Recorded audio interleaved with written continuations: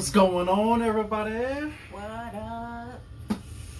I am Eric, and this is the lovely Julie, and this is Monday Motivation Chats. Hey.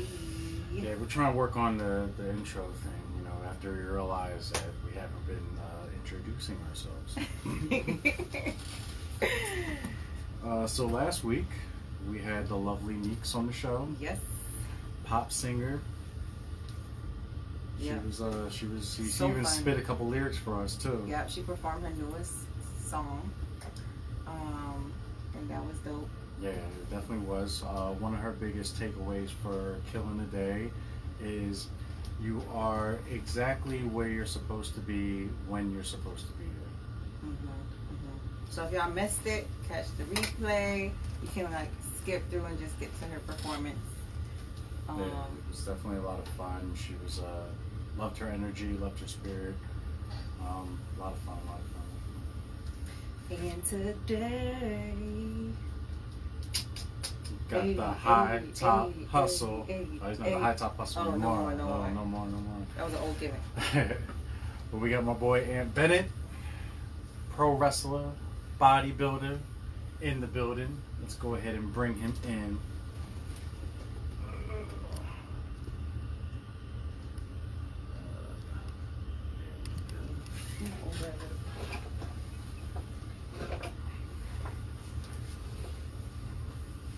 Did it send it? Oh, I didn't see it.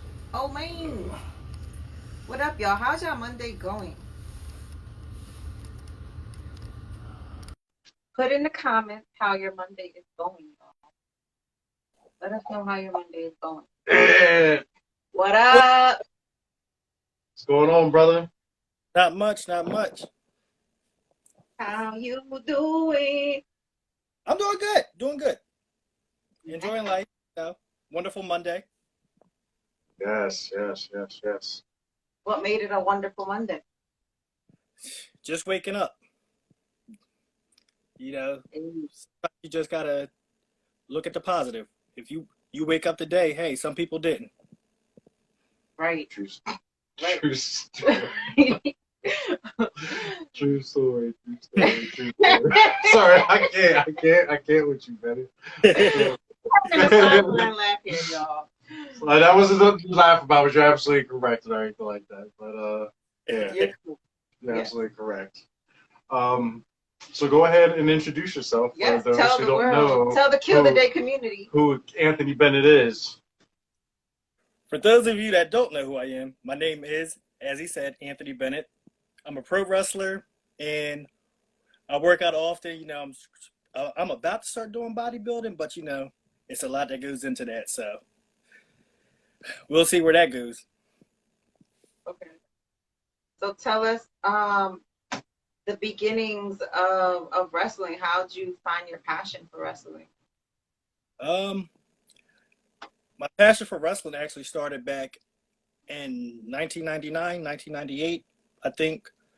And the first thing I saw was Kane and Undertaker, just a pyro alone. And then you see a big guy walking out with a mask on, and then you see another guy in all black, and how they're walking with an attitude, and you see these two people, they look like they mean business. And just watching those two come out, that right there, I was like, I want to do this. Then I watched them break Vince McMahon's ankle with the steps. I don't know if anybody remembers that, but that was my first time watching wrestling. To this day, that's the one thing that stick out. And then the following week, I should have been in bed at this time. I was 5 years old. I definitely should have been in bed. There's no ifs, ands, or buts about it.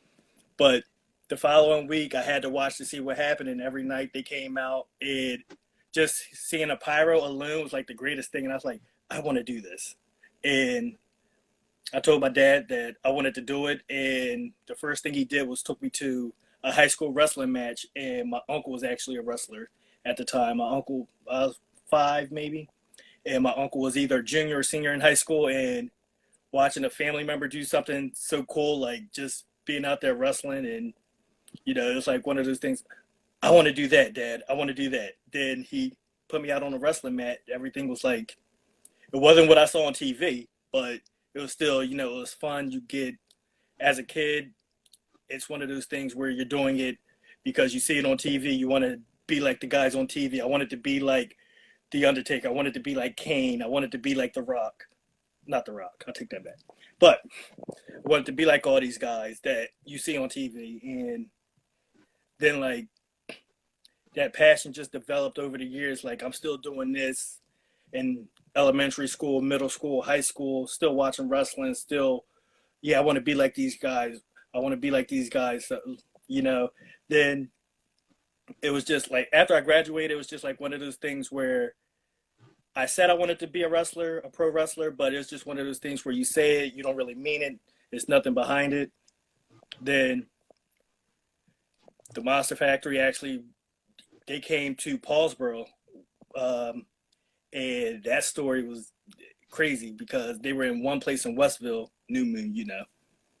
And when they came to Paulsboro, I was like, I called the coach and I was like, hey, there's a wrestling ring here. What's going on? He was like, oh, yeah, that's the Monster Factory. Hit up these guys, and gave me the number to everybody at the Monster Factory. So I called them and did my tryout. You were actually there for my tryout, Chris. And that was like, that's the beginning from right then and there, just doing that tryout and me thinking at the time, you know, wow, I actually said I was doing this, and it was me saying it as a joke, but that joke turned serious over the years. Mhm. So, how old were you when you actually started wrestling? Olympic wrestling? No, wrestling for Paulsboro. Like, you started off with wrestling for Paulsboro, right? I was kindergarten, so like 5 years old, 6 years old. Okay. Yeah, kindergarten. Wow. Yeah, started young, then, you know, like, it all started just because I was watching it on TV. Like, if my dad had anything else on TV that one night, probably wouldn't be a wrestler today. Mm-hmm. That's awesome. But what kind of wrestling is that he did for Paulsboro that's different than, what's the name of that kind of wrestling? Collegiate wrestling, amateur wrestling. Honestly, it goes by, we have many names for it, but Okay. no, yeah. How are the two similar and how are they different for those that don't know? Collegiate wrestling, you win by points or pinfall. So, you know, like, if a takedown is worth 2 points, an escape is worth 1 point. If you're on your back for 2 to 4 seconds, you get 2 points. If you're on your back for 5 seconds, you get 5 points. And if both of your shoulder blades touch the mat, you win by pinfall. Or, yeah, both of their shoulder blades touch the mat, you win by pinfall. Where pro wrestling, none of that matters. It's pinfall, submission, disqualification, count out. There's countless ways you can win in pro wrestling. In collegiate wrestling, you can only win by pinfall or points, Mm-hmm. or get disqualified. I kind of got disqualified, but How do you feel the collegiate wrestling prepared you for being in the ring? Where to begin?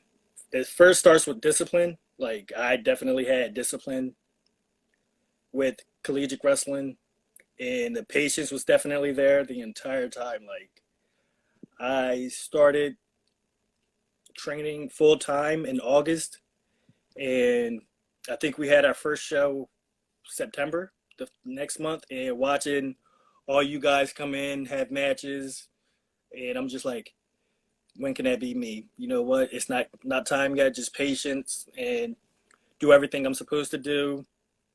And that mental discipline was like, okay, when my time comes, I know I'm gonna show out.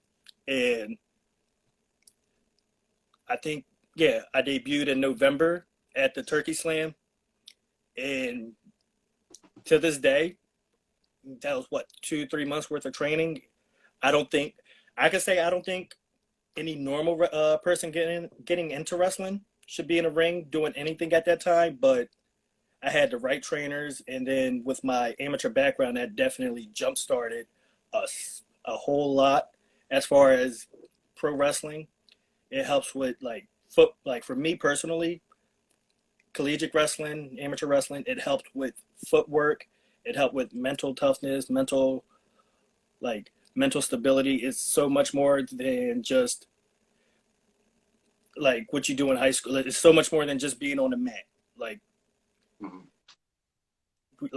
I could say I learned a lot off the mat from collegiate wrestling that helped also prepare for pro wrestling. With you having done so many years, like from 5 years old through all of high school of collegiate wrestling, what was the biggest challenge in going into pro wrestling?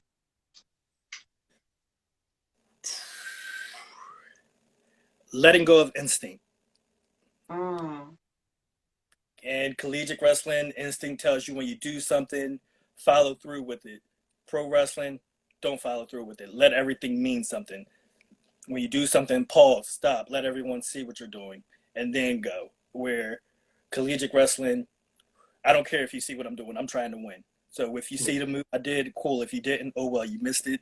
And we're just trying to win. You know, you see we're trying to win in collegiate wrestling. You just don't know how we're winning. Where pro wrestling, everything is more of a show. We want to make sure you see everything. Mm-hmm. Mm-hmm. So, what kept you motivated to actually becoming a professional wrestler? Because you did mention that one of the key points to you wanting to become a professional wrestler was seeing people like The Undertaker and Kane, who are really big guys. So, with you being a smaller guy, and you were like, I want to do that. Like, how did that how were you able to come into your own and let that be your driving force forward? After I kept watching, like I seen guys like K Quick, R Truth.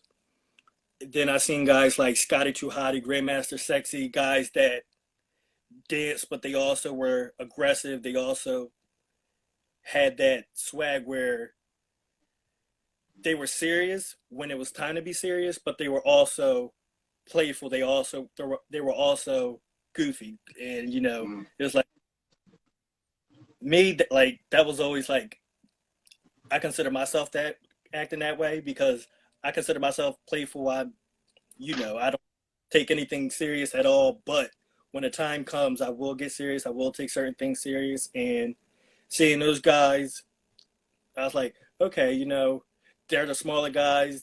They always come in. They're like that Chihuahua. They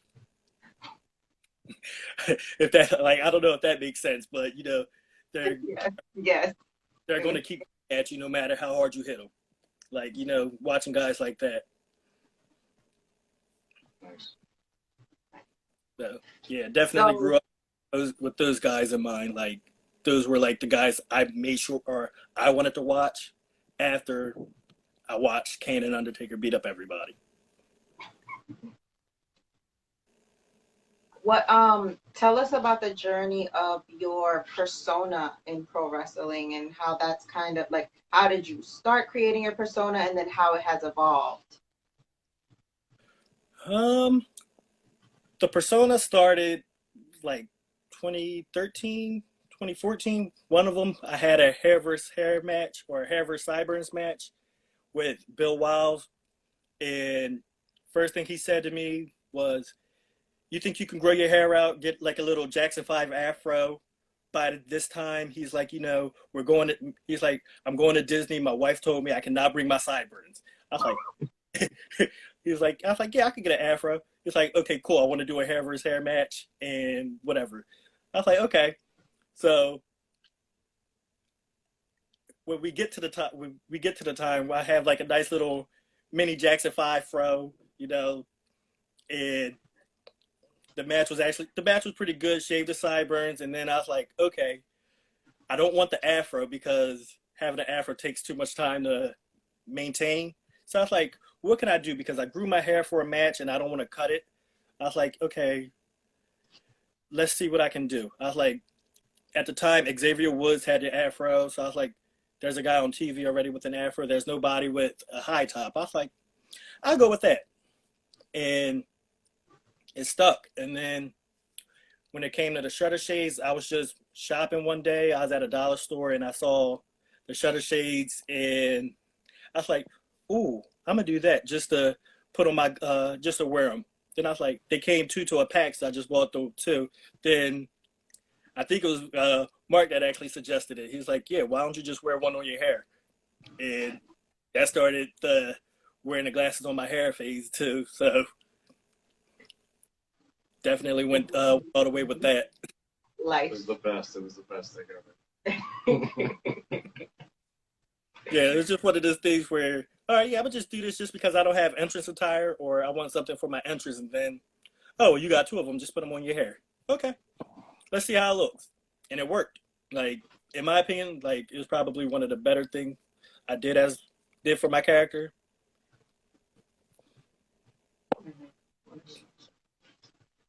So now where do you kind of lie with professional wrestling, due to COVID, and what has this last year been like?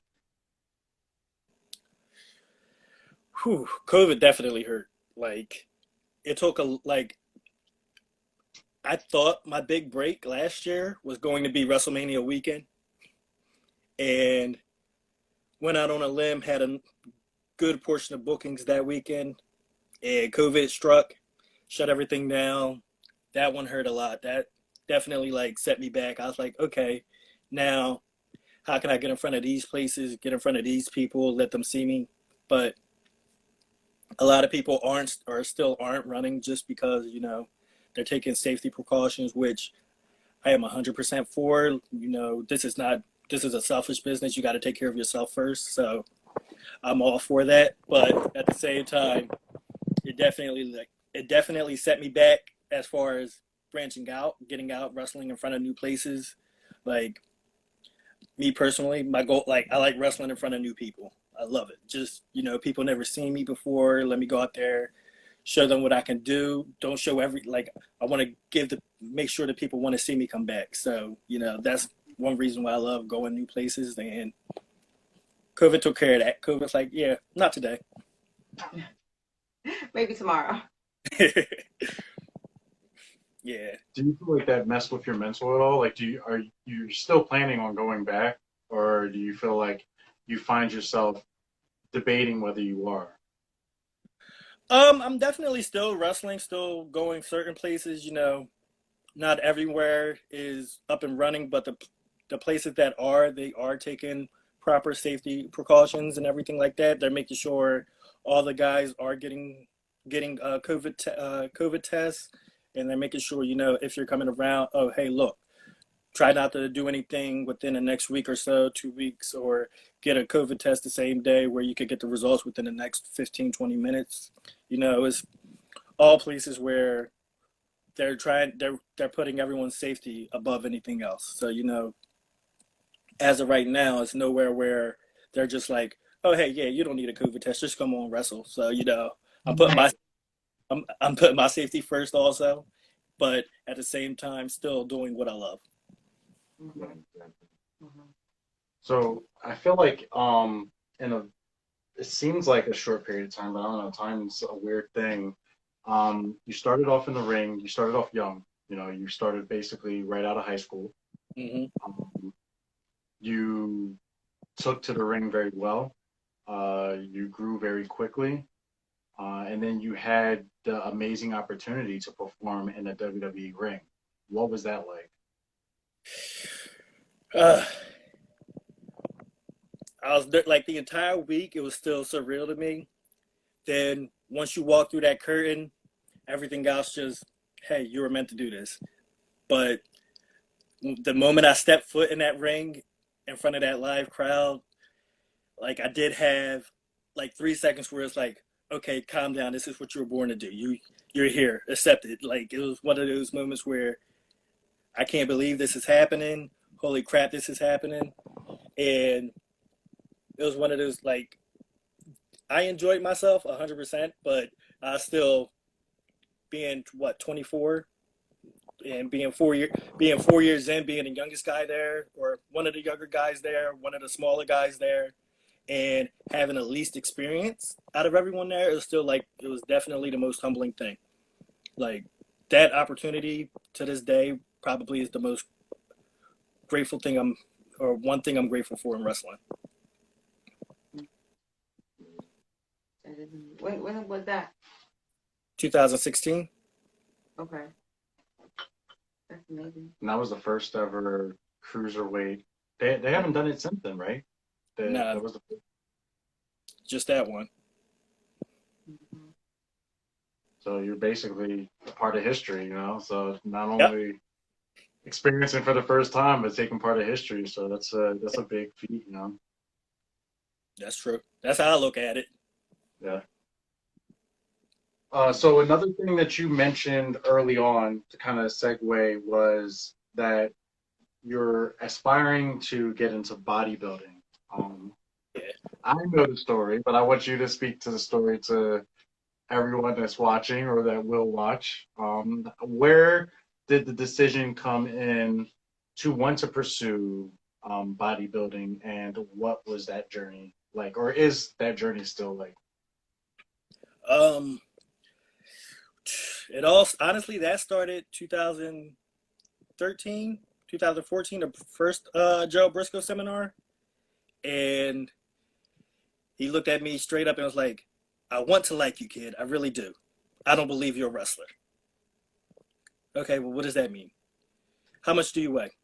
120 pounds? Exactly. I was like, okay.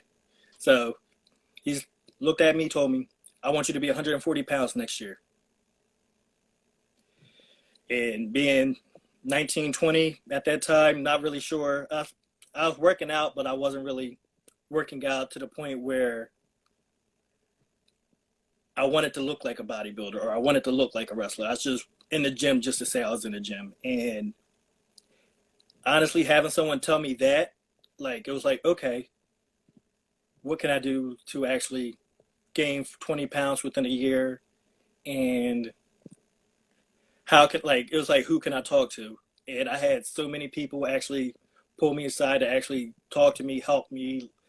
And I had to pay for a personal trainer, I definitely went broke paying for a personal trainer. Definitely went broke buying all the proper food, buying everything, meal prepping.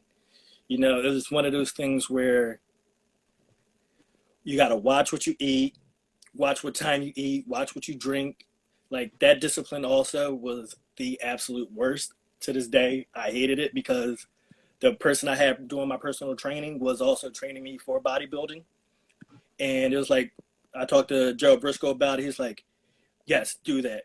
Train to be a bodybuilder. He's like, if you do that, you'll look believable. He's like, if you do that, I definitely want to put you in for something, a tryout or anything. And 2014 come around, and he's like, how much you weigh? 145 pounds. Good. I can see. Then he's like, okay, now I want you to gain another 10 pounds. Okay, so within 2 years, I needed to gain 35 pounds. No questions asked. Did it. Went broke. Still going broke. Trying to do this. Trying to show him that I'm actually working. Messaging him nonstop. Asking him for advice. Asking him, oh yeah, I'm still doing this, but as far as wrestling goes, who do I need to watch? What do I need to do? Don't watch wrestling. You know how to wrestle. Focus on your body. I want you to be this week. Absolutely no problem. And he came around 2015. How much you weigh, kid? 155 pounds. God damn, I only told you to gain 10 pounds since the last time I saw you. Yeah, I was 140 pounds. Or, okay. I was like, I wasn't sure how to react to that, but he's like, well, is it all natural? Yeah. Are you sure? Yes. He's like, they test for stuff. Okay. I don't take anything. I was nervous as to why he's asking me, and then he's like, he talked to Dan and talked to one of the trainers at the Monster Factory. He was like, "Is that kid natural?" Dan was like, "Yeah, he doesn't take anything. He doesn't need to. Everything is all natural." Like, and just seeing that, hearing that, at first I wasn't sure how to take that, but looking back at it now, I know it was a compliment because my hard work was showing, and that progress within the course of 2 years, I could see why people would think like, oh yeah, he's definitely taking something he shouldn't take. But Yeah. it was all hard work. To this day, I'll say it was hard work, discipline, and self-investment. Like someone like me personally, someone else saw something in me that I didn't see at the time, and once he saw it, okay, well, let me see what he sees, and that little bit right there was able to bring it out. So it took for that to like spark this new flame, this new desire. Because you're still going strong. Yeah, Yeah, because you be killing it. Yeah, it's insane. You like it's funny. In my in my memories, it popped up that one flyer I had that you when you were the champion, that you had the belt. yeah, I was like this little scrawny kid at the time. It's like, but the crazy thing is, you were always in shape, but you were like slim and cut up. And then when you look at you compared to like now, it's like you ate like two of you. yeah. That trick, like honestly, like in my mind back then, I thought I was fit. You couldn't tell me anything. And then I look back at I look at myself now and then look at pictures. Then I was like, what was I thinking? I thought I was fit then. I was like, wow, I should have punched myself in the face. But It's just a honestly, mind. I'm glad that actually happened. Like I'm glad I actually took pictures of myself. I'm glad I thought that about myself because it was also, oh hey, now I'm looking at it. I wasn't as good as I thought I was. I didn't look as good as I thought I was. Now I'm at the point now where I look at it and I can always do something better. I can always look better. I can always be better. Like every day I'm like, okay, well what like I honestly to this day, like I'll look at old pictures and I'm like, okay, my back doesn't look as defined as it does now. Okay, I wasn't this focused on this. I wasn't this focused on that. Like I critique myself more than anybody ever could. So, there's nothing anyone can say about me that I don't already tell myself. Like I'm my own biggest critic and then I'm also my own biggest fan. That's good. And that second part is what's important. I feel like nowadays, I mean, not just nowadays, just period, people are very critical of themselves, which to a certain extent we should be, right? Because we shouldn't be too comfortable. We should want to grow and we should want to be a better form of ourselves. But that being your own fan is very important. 100%. Love that self-care and, definitely seeing that energy just beaming off of you is an amazing thing and a great thing to see in your group. Yeah. Was that something you were always able to say about yourself that you were your biggest fan? Not really, honestly. I think becoming a pro wrestler, like I've actually accepted my height being a disadvantage because, me being at the time, me being 5'5", 120 pounds, I'm like, okay, I'm the small, like I'm not that big, I'm not that jacked, I'm not this, I'm not that, I'm not tall. And then wrestling with guys like Mark Cruz, Tommy Macklin, Steve Cutler, whatever, and Mike Spanos, looking at how big these guys are, and then there's me, who's literally half these guys. And stepping in the ring with them, I'm like, I want to look like these guys. But, at the time, it's always, yeah, well, these guys look like this, but they can't move like you. So, it's always, you might not have what someone else has, but you have something that they don't have. So now I'm trying to, like, it took me getting into pro wrestling to understand that. And it took me being around the right people to actually help me realize that. Mm-hmm. Now let's go back to the 2 years of the transformation. 2 years, depending how you look at it, is a long time. or you know, in hindsight, it feels like it went by in a flash. But people in this instant gratification world want to have your transformation in like 6 months, right? Like, and it's not realistic. We all know that. So, and like you said, it wasn't easy, right? There's the eating, there's the discipline. So, in the days where you might have felt like maybe you don't want to do it, maybe you don't feel like doing it, maybe you had days where you're like, fuck this shit, I'm not even going to the gym, I just want to eat a cheeseburger. Like, how did you overcome those internal challenges? Uh, Honestly, I don't think I actually did overcome them. I think, I just accepted the fact that I'm doing this. Like, I had something I wanted to prove to myself more than just doing it. I was like, this is for me. So why am I like, I don't want to do any of this for anybody else. I don't care who's watching. Like, at the end of the day, this is for me. So it's like, I don't need, like, I don't know how to explain it. Like, it was just one of those things where I'm focused on what I'm doing. I'm not worried about what anyone else's opinion is.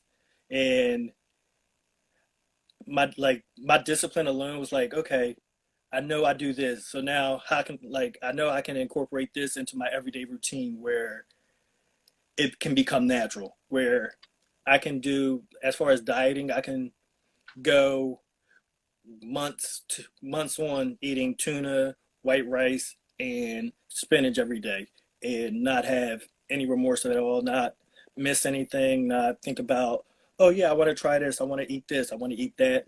It's like that mental, like, once you develop that mental discipline, it is so hard to break. And I was like, okay, my mental discipline was there. I was mentally determined to look apart, feel apart, and I wanted to be something that someone else saw in me. Mhm.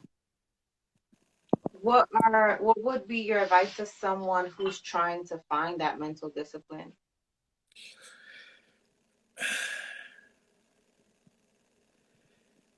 Honestly, I would just say look in the mirror, talk to yourself every day. Start there. Once you once you appreciate yourself more, then no one can actually bring you down. Like, once I started becoming comfortable with how short I was and accepting the fact that I won't be as tall as other people I step in the ring with, other people I hang out with, other people I'm around, I was like, okay, but what about me do I love? What can I do that they can't? There's always something you can appreciate about yourself. So if you look in the mirror and find one thing that you can appreciate about yourself, talk to yourself, point out that one thing that you can appreciate. Whether it's one thing, two things, three things, there's always something. Great advice. For sure. In um in your journey with wrestling, um, with the rest of 2021, what are you hoping to accomplish? Honestly, my only goal right now is to just wrestle as much as I can and have fun. I don't really have, me personally, I don't have a destination or where I want to wrestle or what company I want to wrestle for. I just want to have fun doing it. Like, as long as you have fun, that's the only, in my opinion, that's the only thing that matters. Like, I see a lot of people doing this now, and you see people posting a lot of things and how miserable other places are, and they're just posting a bunch of negativity. And I don't think I don't really have anything negative to say about anywhere I wrestle, just because I'm there because I love this. I'm not focused on what someone else is saying, whether it's negative or whether it's positive. If it's positive, cool, I'm gonna listen. If it's negative, I don't have anything to do with it. Like, always, like, I'm just there to have fun. So as long as I can have fun wrestling the rest of 2021 and so on, I'm happy with it. And to kind of piggyback off of that question, what about the same thing with the bodybuilding? Is that still competing, still something that you're looking to do? It is something I'm looking to do, but I know that that is not fun. I know the lowest I've gotten myself down to was 125 pounds with 3% body fat, and I was miserable. That was not fun. That was in no way, shape, or form would I recommend that to anybody that wants to do bodybuilding and wants to do pro wrestling, because Mm. two do not go together. And just the level of misery that bodybuilding took on me, just what like I could see my jaw structure, like I could see the veins popping out all over my body. I was like, okay, I look good, but I don't feel good. So do I want to do it? Yes. Do I know what it's going to do to me? Yes. But I'm still going to take that risk. At this point, I feel like I proved a lot in wrestling. People know who I am. People know what I can do. So now, I want to take the next step as far as bodybuilding goes and start stepping on the stage, start doing everything right, start cutting, start doing the meal plans, all the stuff I don't want to do with bodybuilding, basically. What advice would you give like a newcomer to wrestling? Like with all of your now, like looking back, you have so many years of lessons, of challenges, of great experiences. Um, what would you say to your younger self or someone coming in just out of high school, like advice on don't do these things or do these things so that your path can be a little easier than mine was? Uh, if you're in high school, the one thing I can recommend is trying out for the wrestling team. No ifs, ands, or buts about it. You'll love it. When it comes to pro wrestling, it'll save you so much stress, so much trouble. As far as an adult trying to do pro wrestling or fresh out of high school, uh, some advice I can give: be your own person. To this day, that's the one thing I could say. Like a lot of people get in here and get into business and they want to be someone else. They want to be something they're not. Be you. To this day, I struggled with that, which is why the character with the hair, everything else, that's actually me. That's who I am inside and outside of wrestling. And I just needed something to help portray that. The hair amplifies my character, so that's why we're here.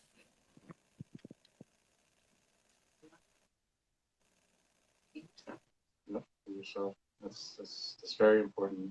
Um, I think can you go a little bit more deeper into that and explain why? Like, so you were that, and then you portrayed other roles. Why do you feel like that is extremely important? Honestly, when you're yourself, no one can tell you what to do. You know what comes natural. So me being myself, a lot of things come natural. So we can play other roles. We can do other things in wrestling. Like, for instance, I'm a happy-go-lucky guy. I also play with my hair, but everyone knows what. Like, I do have a moment where I get serious. Nobody really knows what that is, but then when you see that wrestling character come out and you see the flip switch, oh snap, that's what he looks like when he's serious. Okay, so now it's myself, but it's myself when I'm not this happy-go-lucky person. It's myself when I'm watching the movie and the main character or the villain does something to the main character, and I'm mad the entire movie, waiting for the main character to do something back. So now that's that little flip switch. So it's figuring out what makes you mad and knowing when to apply that emotion. Like, I know who I am happy, and I know who I am angry. So it's easy to be both of those. It's easy to be me when I'm goofy. It's easy to be me when I'm energetic. It's easy to be me when I'm angry. It's easy to be me when I'm sad. You just got to know when to be which one of those emotions, and you got to know how to turn it on, basically. Mhm, mhm. So, for those that may not know or not necessarily know wrestling too much, are you a good guy or a bad guy? Ooh, it depends. It honestly, it always depends on where I go and who I'm wrestling. Sometimes I might be, they might tell me to be a good guy, and then I go out there and the crowd boos me because they don't know me, or because I don't want to say this, but the crowd might boo me because I might have dated someone's daughter in the crowd. That happened a couple. We not gonna go there, but that happened a couple of times. But so Thanks. couple people in the crowd boo me, and then everyone else, oh well, they're booing him, so maybe we should boo him. So now you know, I'm always like, people see the hair, they see the glasses, they hear the entrance music. Naturally, they think I'm a good guy, but then you get that one person that just, nope, I don't like him. My daughter doesn't like him, so we're booing him. So you know, it just happens.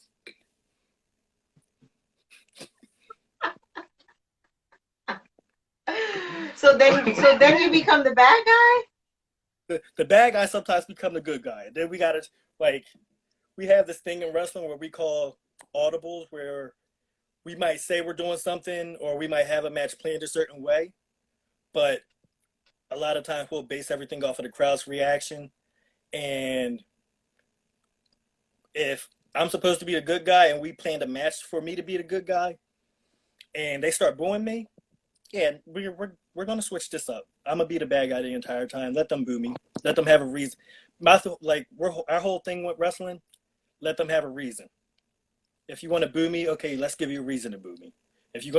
They're going to do it the entire match anyway, so let's make sure they're at least invested into the match. They're at least invested, and you know why they're booing you. Okay, you're booing me. Okay, for no reason because I just made my entrance. Okay, now you have a reason to boo me. I'm gonna do something cheap to the guy that was supposed to be the bad guy.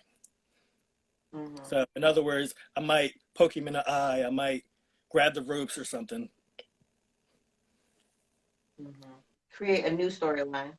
Yeah, yes, basically, and just go from there. And 9 times out of 10, we don't get in trouble for it. The only, like, as long as we keep the ending of the match the same, 9 times out of 10, we won't get in trouble for it. Have you gotten in trouble? No, I don't think so. I haven't. I don't think. Not that I know of. Yeah, and I get yelled at a lot, so I don't know. I don't think so.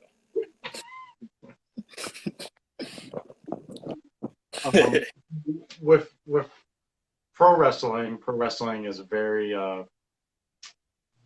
very visual in regards to how wrestlers are supposed to look. Throughout the years, that's kind of fluctuated and changed. Not everybody are what they call body guys. Yeah. And you had mentioned about bodybuilding and not mixing bodybuilding with wrestling because of what your body kind of goes through in the bodybuilding. Where you got to at your lowest point in bodybuilding. Can you kind of just real quick go a little deeper into that for those that may not know why that's not a good thing? You know, because for those that may necessarily want to get into wrestling and feel like they need to look like that,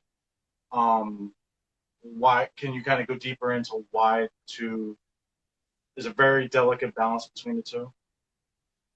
I could definitely go into that.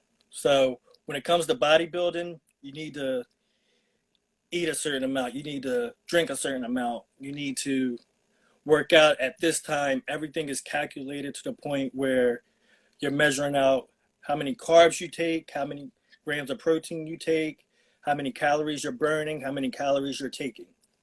When you factor all that in, you know what you're doing throughout the day. But mixing pro wrestling with that, just having one match, sweating, just a 5-minute wrestling match, that little bit can throw off so much, and it can set your body off by a week. Like, to the point where when I was serious about bodybuilding and doing personal training and taking the steps to actually do a competition, the guy I had training me, he said, look, this is what I want you to do. Don't do anything don't do this, don't do that. And I tell tell this story all the time. Like I texted him and I was like, "Oh, hey, can I have a couple of peanuts?" He's like, "Yeah, you can have 2 peanuts in your throughout the day." I was like, "No, I meant like per meal." I was like, "What am I going to do with 2 peanuts?" And he was like, "No, you can have 2 peanuts throughout the day." I was like, "Well, never mind. I don't want them." Like it's that little bit right there. He had everything measured out, and I was actually talking about eating a little bag of Planters peanuts. I was like, you know what? They look good right now. I was like, let me just text him and ask him if I could have them. He's like, nope, you can have 2. That's it. I was like, huh? And like, just hear that, like, I thought it was a joke. But me personally, I thought it was a joke. And then I realized who I had training me, and I was like, this ain't a joke. He was serious. Because it was also like my one trainer, he's also in the Marines at the time, or a former Marine at the time, too. So I was like, yeah, he definitely. With your ass. Yeah, he was not. But at the same time, like, you're paying for this. So, like, if I'm paying for something, that means I need to take it, in my opinion, I got to take it more serious. I'm more invested in it because I don't like wasting money. Mhm. And We were that's actually just like, having a conversation not that long ago about when you're paying and investing in something, the mentality that kind of goes behind it versus things kind of just like being free or given to you and like the mhm. energy that you give to it. Yep. So basically, like me paying for it, yep, I'm investing in myself. I'm paying for it. So, like, it's me looking at it as this is my time, this is my money, this is me. This I could be doing other stuff with this. I want something out of it, as opposed to, oh yeah, you know what? I already paid for it. He already got paid. He doesn't need to take it serious, or he doesn't need to take me serious. I don't need to take him serious. So it's like one of those things where I'm not just going to brush it off. Like I'm here because I want to be here. So Mhm. I'm taking these steps because I want to take these steps because I have an angle. So, do you think because of the fact that you went through that period of having the trainer, um, and having that discipline and getting down to 125, 3% body fat, when you decide to continue going forward and making that step to try to get you in a position to compete in the near future, hopefully, are you going to go back and do the trainer thing, or do you feel like you kind of have enough discipline to kind of try to pursue that on your own, or what are your next steps? I would rather get a trainer just because I know I can do it on myself, on my own, but I love having someone else push me. And it's not so much that I need it, but it makes everything so much more, it amplifies everything. Having that one person that like just yelling at you, telling you to do the right thing, telling you how to do things. It's like for some reason, I don't know why I love that feeling. Like it just motivates me more. Like just what the hell are you doing? Why are you doing this? Stop doing that. Get in here. Do this. Do that. Do this. Do that. Like it's. I know I can have a set plan, but if your plan works, like everyone has a plan, and no 2 people have the same bodies. So if I at least do bodybuilding, the personal trainer that I had, everything he did for me, it showed tremendous results.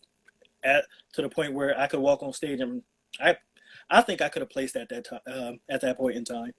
But it was also trying to mix the two together, and I don't think that I don't think trying to do bodybuilding or trying to do a bodybuilding competition and pro wrestling at the same time is a good thing. But it also ties in. They both require discipline. Mhm. What is it about it that they don't go together? Is it just like um, the physical part of wrestling that your body takes on so much while you're also trying to maintain this low body fat? Like it all, like the calories taken apart, and then like sweat. Like honestly, like the amount of times or how much you sweat throughout the day plays the part, and then by me sweating, I'm burning calories, so my body's losing calories. So now I have to eat more or eat like figure out how many calories I burned while training, while having my match, while doing anything. And then I got to figure out, okay, I can't eat past a certain time. I have to eat before this time. So it's like it's so much more that goes in, like it's so much more that doesn't have to do with wrestling, so to speak. It's just so it's more with the bodybuilding part. And take it like again, you never know. Like I messed up my shoulder 3 weeks out from a competition and training, giving a back elbow, and Mm. that was probably, I'll say, one of the most devastating things I've done. One of the most heartbreaking things, just because in my mind I was like, okay, I know I'm ready for this. I feel ready, and it was one of those things where the personal trainer advised me not to go to wrestling. He's like, yeah, your body's not what it used to be. Your body's not where where it's supposed to be for you to be doing pro wrestling, for you to be doing pro wrestling and bodybuilding. Like he's one small tear or one small tweak and your body could hurt yourself. And everything he said is like, okay, this guy knows what he's talking about. But I found that out later on that day. Wow. That I feel that pain, man. For you to be like close, that close. Yeah, it's like So 3 weeks much out. work, so much work put in to just not even be able to that It's two completely different, like you said, completely different types of disciplines, and just requirements for both. Because even doesn't it impact your like energy levels too? Like, do you feel like it made wrestling actually harder because you were going through bodybuilding, or no? It did. I was so fatigued, honestly. Like the slightest thing, like my ring cardio was terrible to the point where I felt like I couldn't do a 5 minute match. Like my body was just like so sore. My body was not cooperating with me. Everything was so tense. Like I couldn't. I could do a leapfrog perfectly and get perfect height, but for some reason at that point in time, I couldn't do it. My body wasn't letting me. So like it definitely it tenses up your body also. Like a lot of it just you you will not be able to move as you would. I Me right now, I can move better than I did when I was bodybuilding. And I think a lot of people don't take that into consideration. Like they see bodybuilding and they think, oh, they're so healthy, they're in such great shape.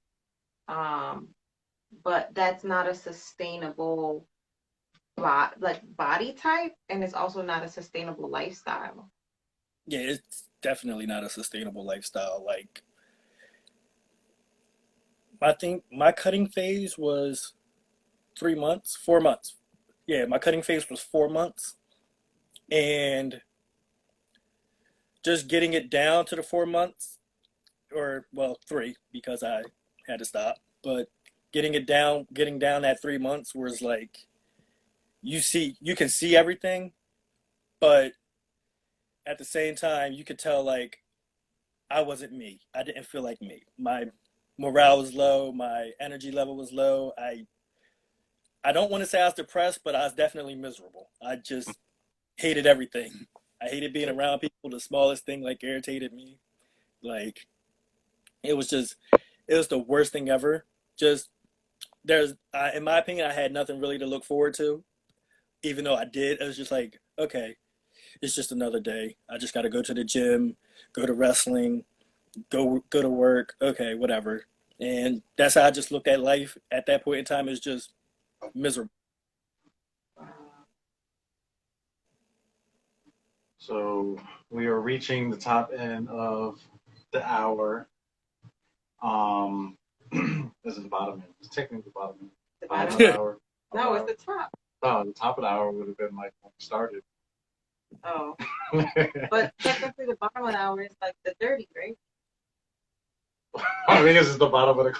I don't know none of that.